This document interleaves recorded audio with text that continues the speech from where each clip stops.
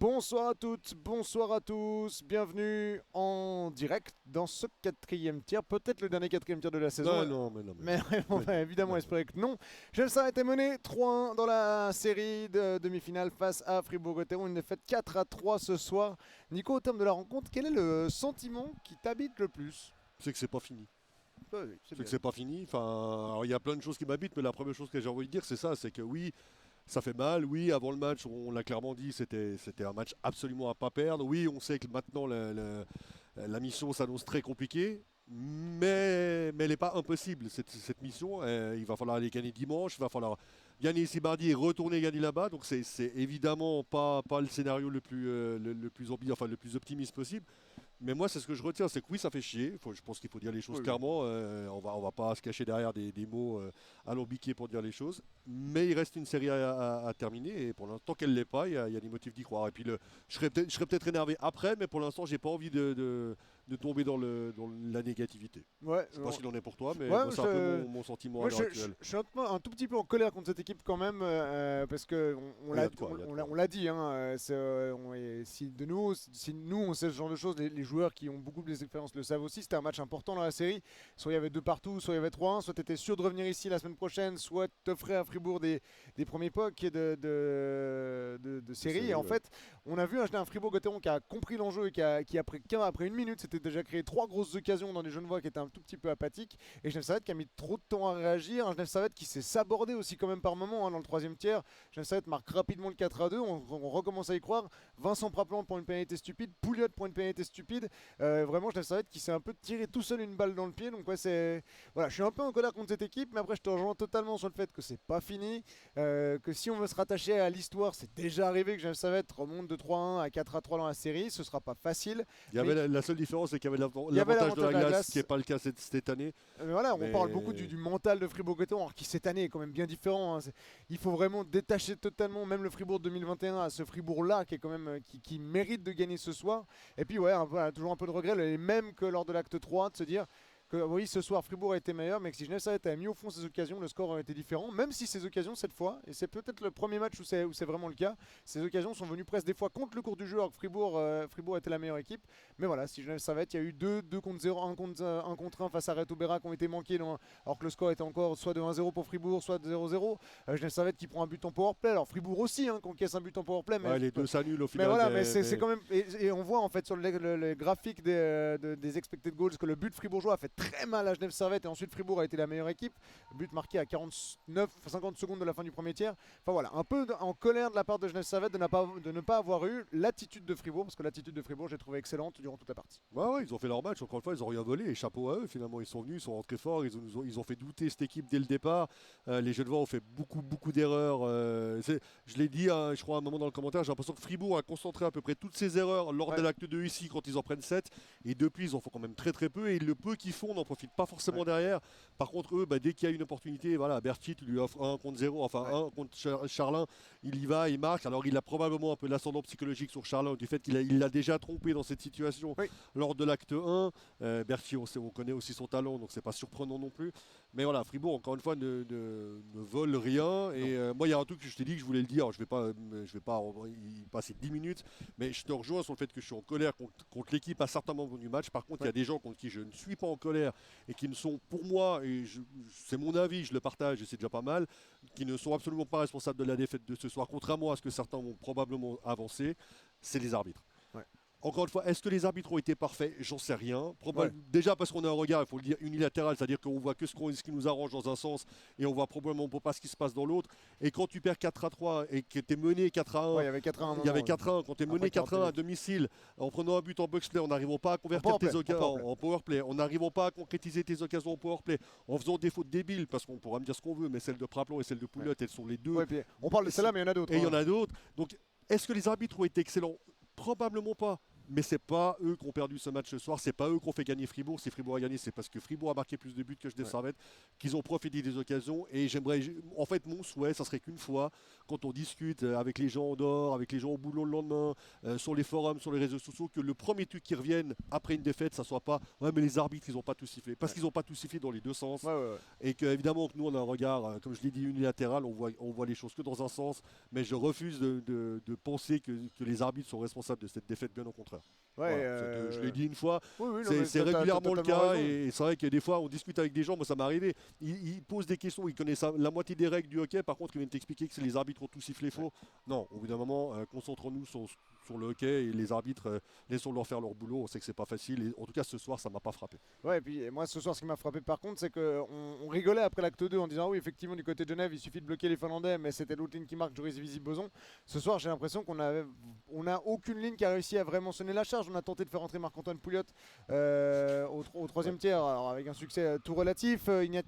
On a sorti Ignatavicius, enfin, j'ai pas tout compris ce qui s'est passé. Mais on a alterné Ignatavicius. En fait, voilà, les deux lignes qui tiraient Genève Servette dans ces playoffs, même les trois lignes, parce que même la ligne Miranda, Rod Verboen, elle a été plutôt discrète aussi offensivement, je dis pas défensivement. Voilà, le problème c'est que finalement toutes les lignes ont bien été bloquées par un Fribourg-Gotteron, et il faut aussi, on peut chercher plein d'excuses à Genève Servette, mais il faut aussi l'admettre, même si c'est Fribourg en face, même si ça fait mal, même si certains n'ont pas envie de le dire, mais Fribourg est la meilleure équipe dans cette série pour l'instant. Genève Servette n'est pas loin derrière, mais ce petit supplément d'âme, ce petit supplément d'envie, il va du côté de Fribourg, et le but de Christophe Berchi, pas le 1-0, l'autre, je crois que c'est le 3-1 ou le 4-1.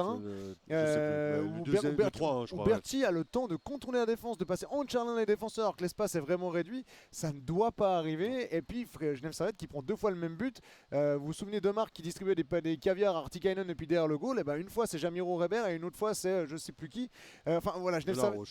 De là pour Valzer. Enfin voilà, Genève Servette a commis des erreurs et Fribourg en profite. Et voilà, il faudra s'il y a élimination dimanche soir, être honnête aussi et se dire que Fribourg a été meilleur. Et si Genève Servette gagne dimanche, il faudrait que Genève Servette a réussi à redresser la barre. Je suis pas en train de dire que Genève Servette a perdu, mais je suis aussi en train de dire qu'il faut pas oublier l'adversaire dans cette confrontation. Ouais, bien sûr, non, Fribourg fait sa série et je te rejoins assez sur le fait que dans l'ensemble, on peut dire que Fribourg est meilleur, je sais même pas si c'est le bon terme, on les sent plus sereins en fait, ils sont moins en panique quand tout d'un coup il y a un truc qui tourne pas tout à fait dans le bon sens. Fribourg exploite jusqu'au bout les erreurs de Genève, ce que Genève ne fait pas. C'est ça, on n'arrive pas, et Pouliot-Hervier, alors il marque ce soir, soit un contre un, mais sinon il a tendance à toujours vouloir faire un petit peu le geste de trop, à vouloir se transformer un petit peu en sauveur. Ce soir on a un petit peu moins vu Granlund, Maninen, ben voilà, il n'arrive toujours pas à marquer en play-off, même si c'est pas pour autant qu'il est pas bon. Robert Mayer a plus marqué en play-off que Maninen. Ouais, effectivement, Maninen qui dispute ses premiers playoffs. Bref, encore une fois, le but c'est pas de les prendre les uns après les autres, ça sera en fin de saison lors du bilan qu'on le fera avec un peu plus de détails.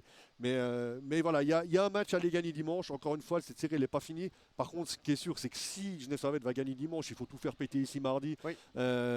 C'est un guichet fermé, ça doit se vendre en 3 minutes. Et puis on doit avoir des Vernets qui sont capables de revêtir leurs plus beaux habits comme ils l'ont déjà fait contre Lausanne à l'acte 7, mais aussi le 27 avril, le 20 février, etc.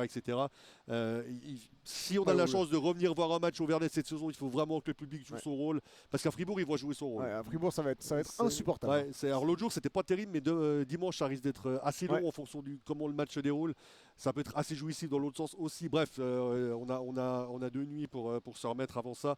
Mais voilà, je compte déjà sur les gens qui seront là mardi, parce que oui, on sera là mardi, pour que les Vernets jouent vraiment. C'est toi le plus optimiste des deux, je vais prendre. Ça m'engaillardit à nouveau. Mais oui, mais je crois que c'est la série contre Lausanne qui me fait prendre les choses avec plus de recul. Je sais pas, mais en fait, quand on a, pour revenir sur le fameux match à Lausanne, au moment du 3-0 avec Paolo, là, que tu connais très bien aussi, on s'est regardé et la première chose qu'on s'est dit, c'est pas fini.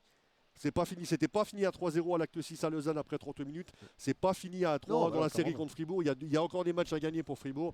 Ça va être compliqué, ça c'est sûr. On va pas le nier. Est-ce que Fribourg est archi favori actuellement? Oui, bien sûr. Ouais. Mais c'est pas fini. Non, effectivement, il y a ce petit point. Il suffira pas grand-chose pour un Genève Servette d'entamer le match comme Fribourg l'a entamé ce soir. Ouais. Et puis, ou l'entamer comme Genève Servette l'a fini. En mettant des pucks sur Reto Berra, en mettant du trafic devant lui. On a vu qu'il relâchait pas mal de pucks. C'est un excellent gardien, donc il faut le déranger. En fait, si on le dérange pas, on marquera pas. Donc Genève Servette l'a compris lors de la fin de ce match. Il faudra s'appuyer là-dessus. Et puis voilà, le but, ça va être aussi un peu. Alors c'est ce que j'avais dit avant l'acte 6 à Lausanne, mais c'est d'éviter que Fribourg puisse emporter son public avec lui rapidement dans le match. C'est-à-dire, si tu peux éviter de reprendre 3-0 après 30 minutes, parce que ça ne va pas marcher à chaque fois non plus. Ce Fribourg-là n'est pas Lausanne. Non, voilà. Donc il faudra vraiment que Genève Servette arrive à canaliser Fribourg au début, si possible, à marquer rapidement aussi pour les faire douter. Mais bon, ça, c'est le scénario idéal. Comment ça va se passer? Rendez-vous dans 45 heures, quelque chose comme ça. Ouais, exactement. Et dans 48 heures, on sera fixé sur est-ce qu'on reviendra mardi. J'ai vu aussi, juste pour réagir sur des commentaires sur le fait qu'il y ait des Fribourgeois dans la grande tribune. C'est pas que le club vend les billets à Fribourg, c'est que comme les Genevois les achètent pas, il reste des billets. Donc pour les Fribourgeois, c'est facile de les acheter. Pour une fois que le Genève Servette fait juste en termes de billetterie, en donnant l'avantage aux abonnés et à ceux qui ont pris un billet durant la saison régulière, il faut en profiter. Donc effectivement, s'il y a un acte 6, il faudra tout faire péter, tu l'as dit. Mais voilà, je pense que pour une fois, tu as la voix de la sagesse. Ah non, mais c'est fou. Non, mais pour revenir sur cette histoire de billets, c'est vrai qu'on m'a, vu que tu l'as abordé, on m'a aussi posé la question de mais c'est pas normal. Mais ce qui est pas normal, c'est pas qu'il y a des Fribourgeois en tribune, c'est qu'ils aient la possibilité d'acheter des billets parce que les Genevois n'ont pas rempli la patinoire en amont. Ouais. Alors après, on pourrait débattre des heures, sur les prix, sur la répétition des matchs, sur plein de choses. Mais en demi-finale, ce qui est sûr, c'est qu'en demi-finale contre Fribourg, normalement, tu ne dois pas avoir de questions à te poser, la patinoire doit être pleine. Et on ne va pas en vouloir aux Fribourgeois qui vont sur le site du club et qui se disent tiens, il y a des billets, je vais en prendre, c'est évident, c'est normal. On ferait pareil. Hein. Ouais, et comme on nous dit, trop cher en même temps les billets, c'est vrai que la politique tarifaire du club n'est pas très avantageuse. Alors, ça, on est d'accord. Mais après, encore une fois, si tu veux que ça soit moins cher, tu prends l'abonnement au début de saison. Oui, mais voilà. Encore une fois, le débat, il n'est pas là. Le but, c'est pas de cibler. Non, bien sûr. Mais simplement, le club fait juste, tu l'as dit, il donne une priorité aux abonnés, aux gens qui ont une historique d'achat. Et ensuite, ce qui reste, on va pas le laisser invendu, on va le mettre en vente publique et la vente publique, les Fribourgeois en profitent, tant mieux. Ouais, exactement. Et est-ce que finalement, c'est pas au deux... Moi, je vais reprendre la phrase d'Arnaud Jacquemin qui m'avait sorti une fois, c'est au pied du mur qu'on voit le mieux le mur. Ah ouais, est-ce que c'est pas là maintenant si tu dois prendre un joueur dimanche, j'anticipe un petit peu l'avant-match de dimanche, mais si tu dois prendre un joueur qui va faire basculer le match en faveur de Genève Servette, parce que c'est ce qui va se passer. Jimmy Vizi. Ok, c'est noté. Moi, je vais dire ça, Karim Maninen. Parce qu'effectivement, il a été C'était mon deuxième choix. Il passe une soirée, c'est pas une soirée compliquée, mais aussi parce que la défense de Fribourg ne lui laisse aucun espace. Hein. Les Finlandais ont très très peu d'espace, mais voilà, je vois bien ça, Karim Maninen réussir à faire la différence, se sublimer comme il en est capable. Il sait qu'il a fait un mauvais match et il a toujours su rebondir. Donc on verra. Et puis qui sera dans les buts? Je te pose la question aussi. Charlin ou Maillard? Charlin, je pense. Ouais. Pour moi, encore une fois, c'est vrai qu'on n'en a pas parlé, mais il y a cette entrée où Robert Maillard qui est rentré au troisième tiers. Il est rentré au troisième tiers. Pourquoi pas, ça me dérange pas. Par contre, je vois pas de raison pour le faire jouer dès le début du match à Fribourg dimanche. Stéphane Charlin est le numéro 1 et je peine vraiment à croire que ça va changer maintenant. Ouais, effectivement, on verra bien ce soir ce qu'il en est, alors que les journalistes fribourgeois qui font des photos sur la glace. Bah, voilà. Une patinoire si moderne, ils n'ont pas l'habitude. Effectivement. Allez, on va se quitter là-dessus. Rendez-vous dimanche pour. C'est peut-être le dernier match. Non, t'as dit non. Non, j'ai dit de mon confrère Valentin Danzi. Ah, pardon. De Radio Fribourg, qui partira à Fribourg Olympique après. Ouais. Je ne sais pas. Bref, allez, on va se quitter là-dessus. On se retrouvera mardi pour le 4e tiers après l'acte 6. Avec plaisir. Absolument. Et on se retrouve dimanche, nous en attendant pour le commentaire. Allez, on se serre la main. Merci Nico, avec ça fut un plaisir. Et puis on se retrouve dimanche pour la suite de cette série, acte 6. À suivre d'ici là, bonne soirée et bon week-end. Ciao.